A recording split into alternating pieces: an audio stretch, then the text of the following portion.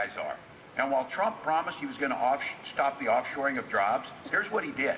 He cut taxes for corporations during his presidency. Those very places he cut taxes for shipped 200,000 jobs overseas.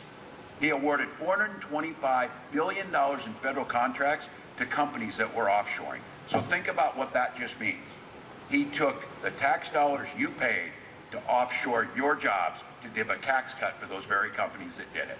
Wow. As a result of those trade wars, and let's be very clear, his mismanagement of COVID, by the end of his presidency, he had wiped out more than half of the manufacturing jobs that had been created in the previous decade.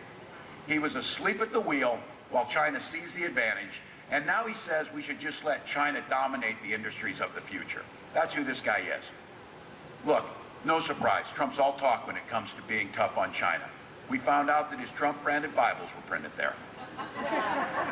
I said this, he outsourced God to the Chinese.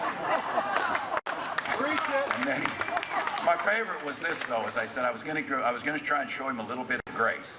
You know, I don't really blame him, because the Made in China sticker was inside the Bible, a place he'd never seen. So that was, you know who he is.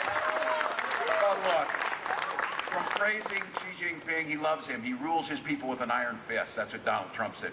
Praising a Chinese dictator. Why he outsources to him, outsources your jobs, and then gets in front of people and tries to tell him he's tough on this.